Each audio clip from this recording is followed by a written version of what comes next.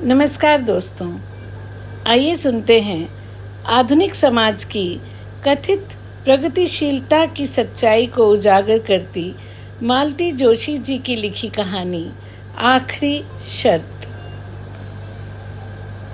दोपहर की चिलचिलाती धूप में दीदी हांफते हुए घर में दाखिल हुई और छूटते ही बोली, जरा जल्दी से तैयार तो हो जा, सराफे तक चलना है। इतनी भी क्या जल्दी है? जरा बैठकर अपनी सांस तो सीधी कर लो, झपताल में चल रही है।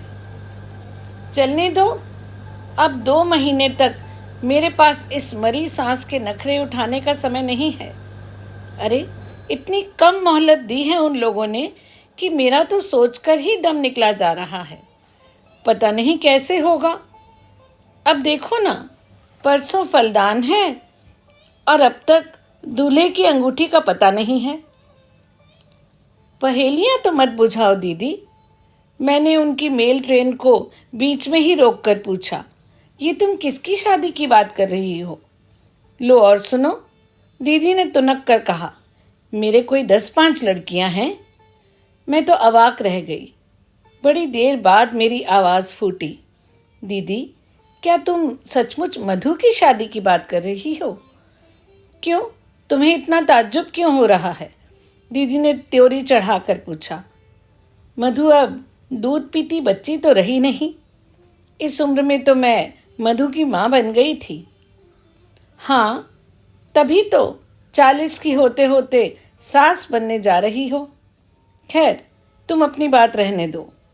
तुम मधु की तरह स्कॉलर नहीं थी, तुम्हारे सामने कोई करियर नहीं था। लेकिन ज़रा अपनी बेटी के बारे में तो सोचो। उसकी प्रीलिम की परीक्षा सर पर है। इस हंगामे के बीच लड़की क्या खाक पड़ पाएगी? दीदी, तुम्हारी लड़की IAS की तैयारी कर रही है। तुमने क्या इसे मामूली BA MA का इम्तिहान समझ लिया है? अरे भाड़ में गया तुम्हारा IAS, तुम ही लोगों ने उसका दिमाग खराब किया हुआ है। अरे वाह, तुम्हारी गोल्ड मेडलिस्ट बिटिया की हौसला अफजाई भी गुनाह हो गया। हर साल बेचारी मेरिट लाती रही है। ऐसी ज़हीन लड़की IAS न बनेगी तो और कौन बनेगा? हम तो बड़ी आशा लगाए थे कि अपने परिवार में भी कोई कलेक्टर बनेगी, और उस कलेक्टरनी के लिए हम कमिश्नर दूल्हा कहाँ से लाएंगे, ये भी सोचा है। तो क्या सिर्फ इसलिए तुम अपनी इतनी ब्रिलियंट लड़की का करियर चौपट कर दोगी? ये तो अन्याय है दीदी। अन्याय नहीं, समझदारी है। एक बार करियर बन जाने पर ये लड़कियां हाथ आती हैं भला, तब इनके पर निकल आते हैं। लेकिन दीदी, अब लेक्चर ही झाड़ती रहोगी या उठोगी भी? सारा मूड चौपट कर दिया। ये तो हुआ नहीं कि बधाई ही दे देती, घर वर के बारे में पूछताछ ही कर लेती। बस अपना ज्ञान भगाड़ने बैठ गई। छोटी बहनों का यही कर्तव्य होता है। एक मैं ही पागल थी जो धूप में भागी भागी आई तुम्हारा भाषण सुनने। दीदी के तेवर देखकर मैंने चुपचाप अपना आक्रोश गटक लिया और कपड़े बदलने लग गई। मुश्किल से 10 मिनट लगे होंगे, लेकिन सड़क पर आने के बाद ध्यान आया कि दीदी का पारा अभी उतरा नहीं। वैसे उन्हें मनाना इतना मुश्किल भी नहीं था। बस थोड़ी सी उत्सुकता जताकर दूल्हे का पता ठिकाना पूछ लिया और दीदी का सारा गुस्सा उड़न छू हो गया। घंटे भर से वो जैसे इसी अवसर की प्रतीक्षा में थी। एक बार जो शुरू हुई तो बस बोलती ही गई। होने वाले दामाद की पूरी वंशावली मुझे सुना गई। फिर बड़े मनोयोग से उन्होंने ये बताया कि कितनी खोजबीन के बाद ये हीरा उनके हाथ लगा है।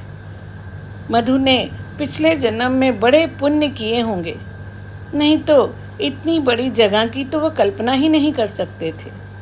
कैसे कैसे धनी मानी लोग रिश्ते की आस लगाए बैठे थे।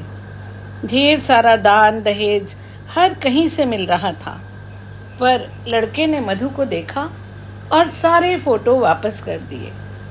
ये दामाद प्रसंग पूरे रास्ते चलता रहा।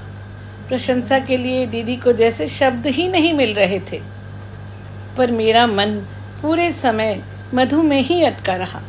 बेचारी लड़की, भविष्य को लेकर उसने कैसे कैसे सपने बुने थे, सब धरे रह गए। हम लोगों ने भी उसके लिए बड़ी ऊंची कल्पनाएं की थी, पर सब व्यर्थ हो गईं। अपनी पुश्तैनी दुकान से दीदी ने हीरे जैसे दामाद के लिए हीरे की अंगूठी खरीदी, बड़ी सी चांदी की ट्रे भी खरीदी। मधु का सेट तो बनकर तैयार ही था। उसकी सास के लिए 3 तोले के मंगलसूत्र का ऑर्डर दिया गया। दुकान से उतरते हुए दीदी भेद भरे अंदाज में बोली, सास पिटारा ऐसा भेजूंगी कि देखना, आंखें फटी की फटी रह जाएंगी। दीदी उस समय उत्साह की मूर्ति बनी हुई थी। शादी का जैसे उन पर नशा सा चढ़ गया था। उनका बस चलता तो शायद पूरा दिन बाजार ही खरीद लेती। अब पर्स में सिर्फ किराए के लायक पैसे बच रहे थे। तब उन्होंने अपनी खरीदारी बंद की। इतने जोखिम के साथ उन्हें घर अकेले भेजने का साहस न हुआ। मैं भी साथ हो ली। मधु से मिलने का भी मन हो रहा था। घर एकदम सुनसान था। मधु के रहते घर में इतना सन्नाटा, आश्चर्य था। 24 घंटे चीखता ट्रांजिस्टर और उसके सुर में सुर मिलाकर गाती मधु, ये सब दीदी के घर के स्थायी प्रतीक थे। मधु घर में नहीं, अपने कमरे में होगी, दीदी ने बताया। फिर एकदम याचना भरे स्वर में कहने लगी, तेरे हाथ जोड़ती हूँ कुसुम, उसके पास जाकर कुछ ऐसी वैसी बातें मत करना। पहले ही मुंह फुलाए बैठी है। अब तुम उसके गुस्से को हवा मत देना। अपन साधारण लोग हैं बहन, बहुत ऊंचे सपने देखना हमें शोभा नहीं देता। दीदी, सपने देखने पर तो तुम प्रतिबंध नहीं लगा सकती, बाकी तुम अपने मन की ही कर रही हो। सपनों से जिंदगी नहीं चलती रे। क्या सभी सपने पूरे हो जाते हैं? अब इसी को ले लो, हर साल लोग परीक्षा देते हैं, क्या सभी पास हो जाते हैं? फिर इस आशा में उम्र बढ़ाने से क्या फायदा? इतना अच्छा रिश्ता रोज रोज थोड़े ही मिलता है। दीदी की बात में कोई खास वजन नहीं था, पर उनके स्वर का गीलापन मुझे छू गया। उन्हें आश्वस्त करके ही मैंने मधु के कमरे में पांव दिया। अपनी मेज के पास गुमसुम बैठी मधु सूनी आंखों से खिड़की के पार देख रही थी। सामने फ्रांस की राज्य क्रांति का इतिहास खुला पड़ा था। उसके पन्ने हवा में फड़फड़ा रहे थे। हेलो हनी, मैंने उसे बाहों में भरकर कहा। तुम तो बड़ी छुपी रुस्तम निकली। चुपके चुपके सब तय कर डाला, हमें हवा भी ना लगने दी। उत्तर में मधु ने 2 बूंद आंसू टपका दिए बस। धत पगली, ऐसे रोते हैं कहीं? मैंने उसे पुचकारते हुए कहा, पर मन जाने कैसा हो आया। दीदी, मधु तो रो रही है, मैंने दीदी के पास बैठते हुए कहा। शादी की बात सुनकर सभी लड़कियां रोती हैं। दीदी ने निर्लिप्त भाव से मुझे चाय का कप पकड़ा दिया। तुम भी रोई थी? हम भी रोए थे। तुम क्यों रोई थी दीदी, याद है? कॉलेज जाने का तुम्हारा अरमान मन में रह गया था। अम्मा बाबूजी ने कहा था कि तुम्हें बीए करा देंगे तो हम लड़का कहाँ से लाएंगे। आज वही अन्याय तुम अपनी बिटिया के साथ कर रही हो। पीढ़ियां बदल गईं, पर हमारी मान्यताएं वहीं की वहीं हैं। हम उन्हें अम्मा बाबूजी कहते थे, हमारे बच्चे हमें मम्मी पापा कहते हैं। बस इतना ही फर्क आया है, बाकी सब तो वैसे का वैसा ही है। वैसे का वैसा कहाँ है? मेरी लड़की डबल MA है। मैंने जो सहा उसका 10वां हिस्सा भी मैंने उसके हिस्से में नहीं आने दिया। फिर जैसे अतीत में खोते हुए दीदी बोली, उस समय मैं क्यों रोई थी जानती हो? सगाई के बाद मेरा गाना बजाना छुड़वा दिया गया। मेरी सास इसके लिए खास हिदायत कर गई थी। जब तक वह जीती रही मुझे कभी गुनगुनाने भी न दिया। अब तो खैर मेरी आवाज़ ही मर गई है। इसलिए मैंने मधु को कभी नहीं टोका। उसकी दादी गालियाँ निकालती रहीं, पापा तो हमेशा बरसते ही रहे, पर मैं हमेशा उसका बचाव करती रही। मेरा गला गया घोंट दिया गया, कोई बात नहीं, पर लड़की पर यह अन्याय ना होने दूंगी। मैंने मधु की सास से साफ साफ कह दिया है, मैं पिछली पीढ़ी की थी, इसलिए मन मारकर जी गई। मेरी लड़की से ये ना हो सकेगा। मैं दीदी का तमतमाया चेहरा देखती रह गई। वक्त ने उनके घाव भर दिए हैं, पर टीस अभी भी बाकी थी। प्रसंग छिड़ते ही उनकी वह पीड़ा सतह पर आ गई थी। मुझे चुप देखकर ममता भरे स्वर में बोली, मुझे मधु की पढ़ाई की चिंता है ना। देख, भाग्य में विद्या होगी तो पढ़ ही लेगी। वैसे वे लोग बड़े समझदार हैं। अब रहने भी दो दीदी, शादी के बाद पढ़ना क्या होता है मुझसे पूछो। सारा घर जैसे आप पर पहरा देता है, एहसान जताता है, और अगर बदकिस्मती से कहीं फेल हो गए तो बस सारी जिंदगी ताने सुनते ही बीतती है। दीदी के घर से लौटते हुए मन बेहद उदास था। उनकी मौन व्यथा का एकाएक साक्षात्कार हो जाने से मैं चौंक गई थी। अनजाने ही मेरे अपने भी कुछ घाव हरे हो गए थे, और इन सब से ऊपर था मधु का आंसुओं से भीगा चेहरा, जो किसी तरह आंखों के सामने से हटता ही ना था। सच, अगर हमें अपने बच्चों के पंख कुतरने ही होते हैं तो पहले हम उन्हें आकांक्षाओं का आकाश देते ही क्यों हैं। घर में प्रवेश करते हुए डर रही थी कि सबके मुंह फूले मिलेंगे। पड़ोस से चाबी लेकर घर खोलना ना बच्चों को अच्छा लगता है, ना ही उनके पापा को। सबके स्वागत में मेरा दरवाजे पर मिलना जैसे जरूरी है। लेकिन घर में मौसम खुशगवार था। वातावरण से प्रसन्नता की महक आ रही थी। चलते समय दीदी ने जबरदस्ती एक मिठाई का पैकेट थमा दिया था। मिठाई और मधु की शादी की खुशखबरी एक साथ पाकर जनता और भी खुश हो गई थी। आश्चर्य तो तब हुआ जब श्रीमान जी मेरे सामने काजू की बर्फी का डिब्बा खोलकर खड़े हो गए। लो श्रीमती जी, तुम भी हमारी ओर से मुंह मीठा करो। तुम्हारी बिटिया भी झंडे गाड़ कर आई है। अच्छा? मैंने खुशी से डगमगाते हुए पूछा, क्या हुआ? Oh mummy, I am so happy today.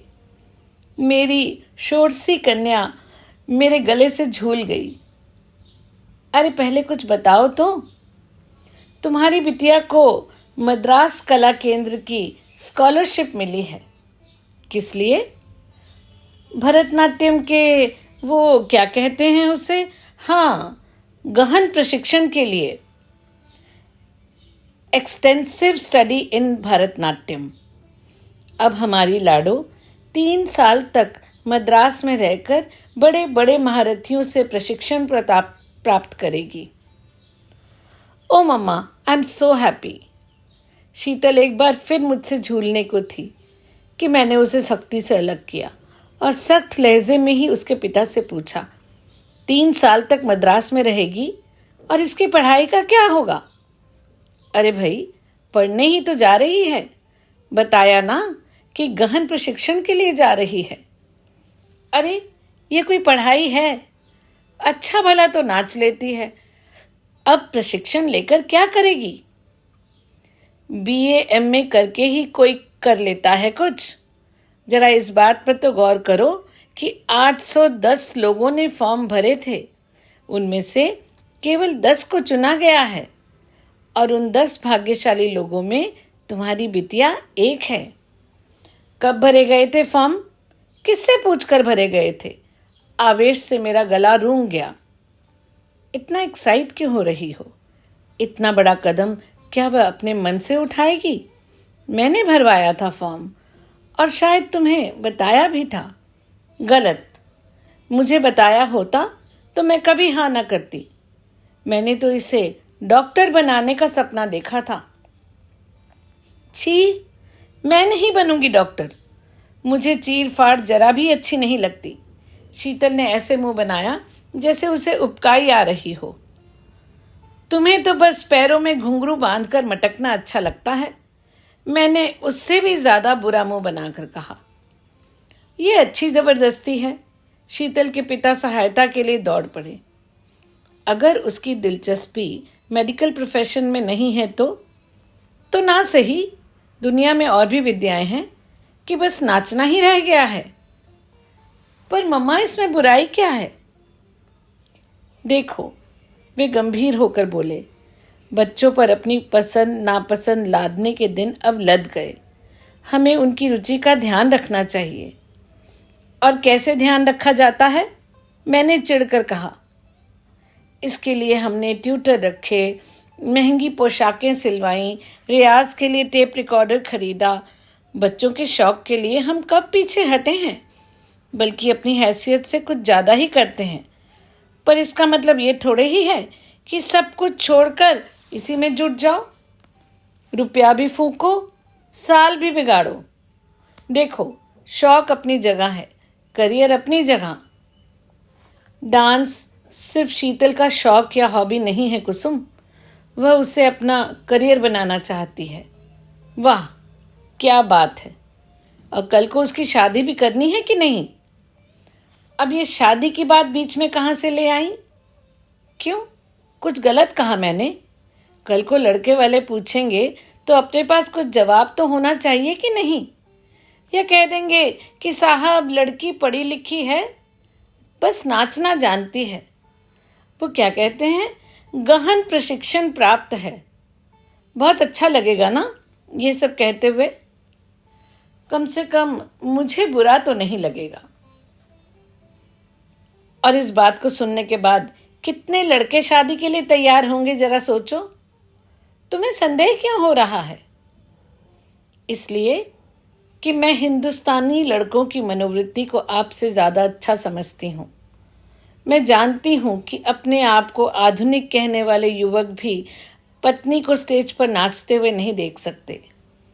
कला की प्रशंसा करना एक बात है, कलाकार से शादी करना एकदम दूसरी बात। शादी शादी शादी, शीतल एकदम चीख पड़ी। बंद करो मम्मा, बोर हो गई हूं मैं। क्या लड़की के करियर की यही आखिरी शर्त है, शादी?